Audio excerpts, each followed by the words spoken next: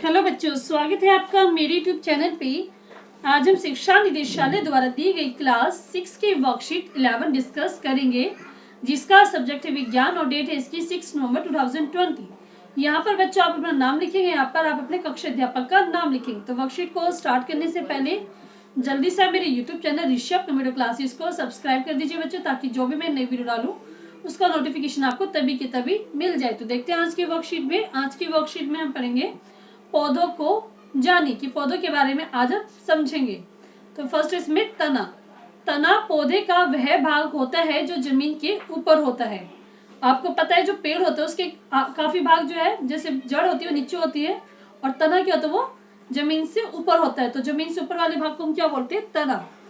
प्राय यह हरे रंग का होता है। ज्यादातर पौधों में यह ऊर्ध्वाधर ऊपर की ओर रहता है। ये हरे रंग का होता है और ये ऊर्ध्वाधर ऊपर की तरफ होता है। इसमें शाखाएं, पत्तियां, फूल व कलियां लगी होती हैं बच्चों। ठीक है, इसी पे हमारे क्या होते हैं? फूल भी होते हैं, पत्ते भी होते हैं और शाखाएं और पत्तियां सभी होती हैं। तने में वह स्थान जहां से पत्तियां निकलती हैं उसे पूर्व संधि कहते हैं। तने का वह हिस्सा जहां से हमारी जो पत्तियां निकलती हैं उसे हम क्या बोलते हैं बच्चे? परव संधि। जैसे इसके बोलते हैं परव संधि, जहां से जिस पार्ट से पत्तियां निकलती है उसे बोलते हैं परव संधि। और इन परव संधियों के बीच का भाग परव कहलाता है। जैसे दो पत्ती है, इन दो पत्ती के बीच का भाग क्या करेंगे बच्चों? परव संधि। संधि मतलब जोड़ने वाला, जो दो पर्वों को जोड़ते हैं उसको बोलते हैं परव संधि बच्चों। नीचे दिए गए चित्र में दिखाए गए पौधों को देखिए और उसके विभिन्न भागों को नोट करिए। यदि आपके घर में गमले में कोई पौधा लगा हुआ है तो उसके तने की पहचान करने का प्रयास कीजिए। तो इसमें क्या करना है आपको? जो भी आपके घर में कोई पौधा लगा हुआ है उसमें आपको तने की पहचान करनी है। जैसे कि क्या जड़, ये क्या जमीन, जमीन से नीचे क्या जड़ दिखाई और ऊपर क्या है बच्चों? तना। ठीक है, तो आप इसमें से देख के अच्छे से समझ लीजिए कि क्या होता है तना। अब तना क्या काम करता है? फर्स्ट इसमें तना पौधे को सीधा खड़ा रखने में सहायक होता है। इसकी वजह से क्या होता है? जो पौधा होता है सीधा जो खड़ा रहता है ना, तने की हेल्प से ही खड़ा रहता है बच्चों। सेकेंड है इसमें शाखाएं, पत्तियां, फूल व कलियां होती हैं। तो अभी हमने पढ़ा कि जो तना होता है उसी पर क्या होता है? शाखाएं, पत्तियां, फूल व कलियां होती हैं बच्चों। थर्ड है पानी और खनिज को जड़ों से पत्तियों और पौधों के अन्य भागों तक पहुंचाता है। आपने लास्ट वर्कशीट में भी पढ़ा था कि जो है तना क्या करते हैं? जो जमीन में हमारे पानी और खनिज लवण होता है उसको पौधे के हर एक भाग तक पहुंचाता है, क्योंकि इसमें क्या नलियां लगी होती है जिसकी हेल्प से वो दूसरे जो पौधे के अलग अलग पार्ट्स होते हैं उसमें पहुंचा देता है। इसी कारण सभी पौधे के सभी भागों तक खनिज और पानी पहुंच पाता है बच्चों।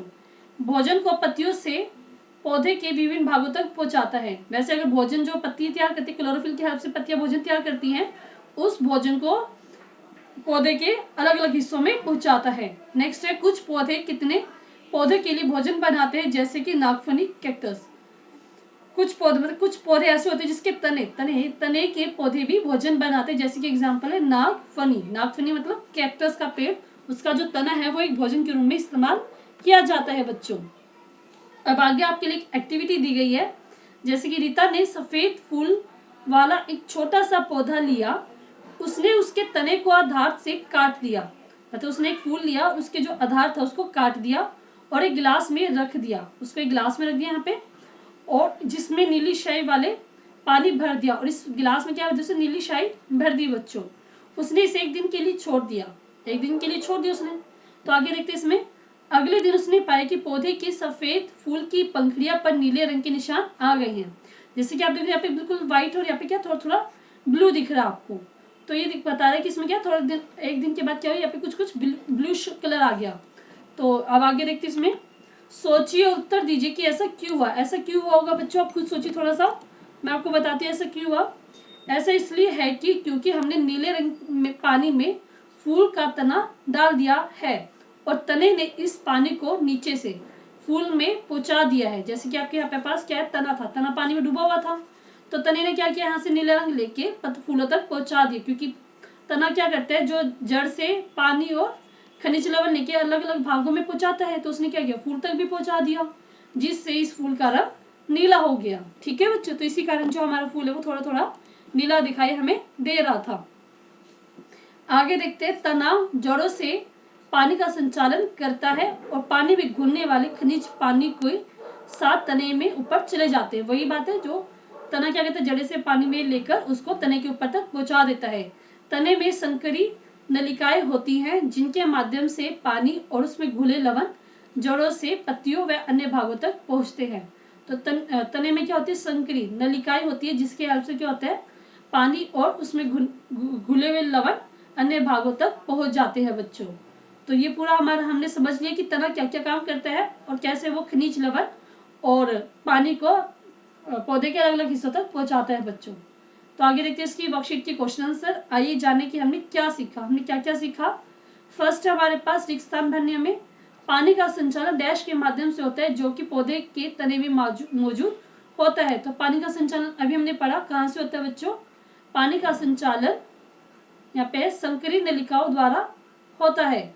ठीक है बच्चों, संकरी नलिकाओं द्वारा होता है। ठीक है बच्चों, आगे हम देखते हैं इसमें, आगे हम पढ़ते हैं इसका सेकंड क्वेश्चन। पानी तना पौधे में पानी और डैश का संचालन करता है जो कि पानी में घुला होता है। तो तना पौधे में पानी और खनिज का संचालन करता है बच्चों। ठीक है, नेक्स्ट हम देखते हैं, सफेद फूलों की पंखुड़ियों पर रंग के धब्बे दिखने के कारण तने में मौजूद नलिकाओं द्वारा गिलास में रंगीन पानी का प्रवाहित करना था। हाँ बच्चों, यही एक रीजन था जो था कि वो फूल जो हमारा नीला किस लिए हुआ था, क्योंकि इसमें जो नलिकाएं थी उसके द्वारा वो नीला कलर फूलों तक पहुंच गया था। ठीक है बच्चों, नेक्स्ट क्वेश्चन करते हैं, सी पार्ट इसका तने के कोई 2 कार्य लिखिए। तो इस वर्कशीट में सारा हमने तने के बारे में पढ़ा है। तो तने के कार्य यहाँ पे हमें दिए गए 5 दिए हुए हैं। तो आप इसमें से फर्स्ट और सेकेंड आप लिख लीजिए। ये आपका सी पार्ट का मतलब थर्ड क्वेश्चन का आपका आंसर हो जाएगा बच्चों। ठीक है बच्चों, सी पार्ट का आंसर हो जाएगा आपका क्वेश्चन नंबर सी।